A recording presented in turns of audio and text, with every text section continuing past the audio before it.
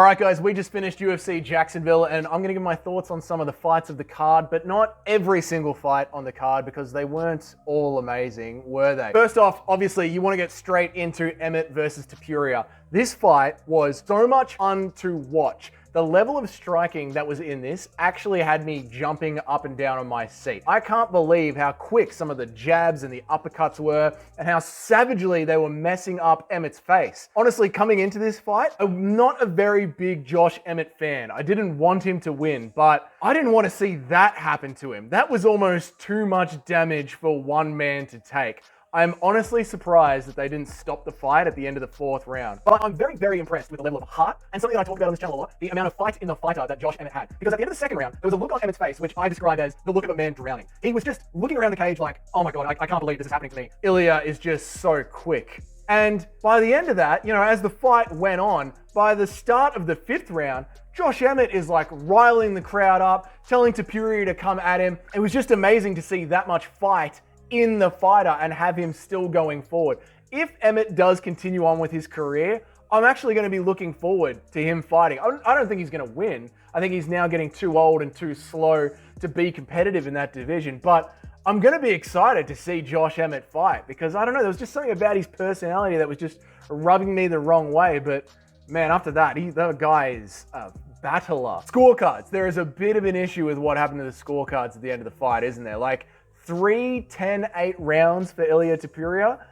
I don't know how you give him 3 10-8 rounds. The first round to me was competitive. The last round to me, the reason Ilya took it to the ground is because Emmett was sort of, doing well on the feet. We're watching that fight and we were saying to each other, me and my brother, as we're watching that fight, like, oh man, like if Emmett lands him with one of these shots, if Emmett actually pulls one of these shots off, he can still win this fight. He's still in it. And then you've got the middle of the fight that must have been the 10-8 rounds. But I don't see how that can be. Emmett was losing, but he was losing competitively, if that makes sense. He was fighting his way through it. It stinks of a pre-written scorecard and the UFC making sure that the decision is going to go the way that the UFC wants it to go once again. It was just a little bit dodgy to me to hear that sort of a scorecard get written up. What are you going to do with Josh Emmett's career now? The guy is 38 years old. Ilya Topuria is 26 years old. Arnold Allen is young. Yair Rodriguez, who's about to go and fight to defend his interim title, is 30 years old. Even if Alexander Volkanovski loses the upcoming title fight, moves up to lightweight, leaves the division, there's still a lot of people in front of Josh Emmett that are still going to be there for another 4 years and be there really competitively. So what do you do with Emmett? Do you just keep making money, or do you sort of now look at it like, I'm getting on now. I'm 38 years old and I'm probably never going to be a champion. That's something that only him and his team can answer, but after the ass whooping that he just got, and it was a well fought fight, but he got his ass whooped. It's a hard conversation that he's going to have with the team on Monday. All right, let's move down the card a little bit. Austin Lane versus Justin Tafa. Austin Lane came out straight away and attacked Justin Tafa's eyes. I like the attack style. Unfortunately, it is an illegal move to rip somebody's eye out. And unfortunately, the fight was stopped. It was clearly accidental. Hopefully, Justin Tafa can heal up. Hopefully, that is not a Michael Bisping level of damage that was done as his eyeball tried to get scooped out of his face. And we can rebook that for Australia in September. Who knows? He might need some more time off, but I think that's the best thing that you can do with that fight. Get the doctors in there, make sure that eye heals up properly, and then just have that fight happen again in Australia. What else can you say about it? Next fight I wanted to talk about was friend of the channel, Bruno Silva versus Brendan Allen. Bruno Silva was looking really good at the start of the fight and was a fun, competitive first round. The shots that each of them were throwing were really heavy. Super fun to watch, and then that amazing finish came. The reason I wanted to talk about this was because at the end of the fight, there's talk of title, like he should be next for the title. And it's like, dude, you're not quite there yet. I don't know, like Twitter was saying it, DC was saying it. I don't know, I didn't feel like we should be having a conversation about a title shot just yet, especially in that division. Like, why don't we see whether or not Vettori heals up and if Vettori is going to be open to fight in 3 or 4 months? What's going on with Derek Brunson? How about we see what happens next week with Sean Strickland? Like, there's just still a lot of active fights ahead of you before we can start talking about title shots. So as impressive as that was and as much fun as it was to watch that fight, can we just back up on title talks this early in the top 15? Rebecki versus Radzhabov.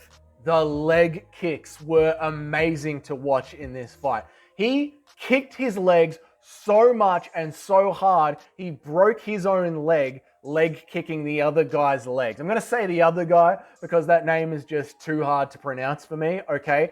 But he was stomping those legs, kicking those legs to death like it was a bunch of dudes surrounding a guy that owed them money, and they were just kicking the hell out of them on the ground. Till eventually Radzhabov's legs just gave way from underneath him and the finish ensued. So much fun to watch. Absolutely brutal, and the way that he just walked off with that broken foot and was cheering the crowd on, that is what the UFC is all about right there. Then you move down to Chepe versus Trevor Peek. Mate, if you want a good fun fight to go and watch with the boys as you're trying to get them into UFC, show them this fight. Show them this clash of redneck versus muscle.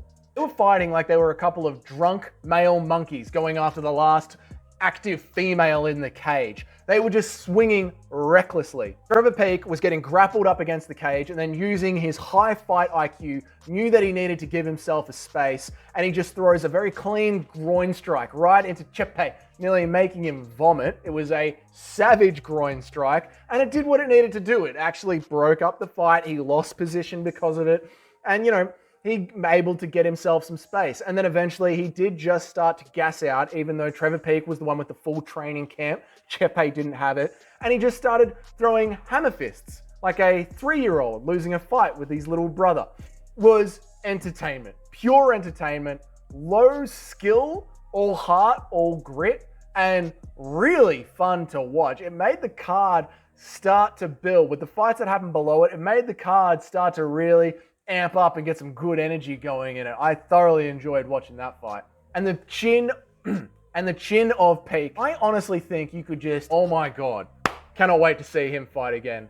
That was fun. Now, my man Jack Jenkins versus Jamal Evans. Jack Jenkins won himself a robbery today. And as I was watching the fight, I was like, oh yeah, first round's close, but I think Evans, pushed it out.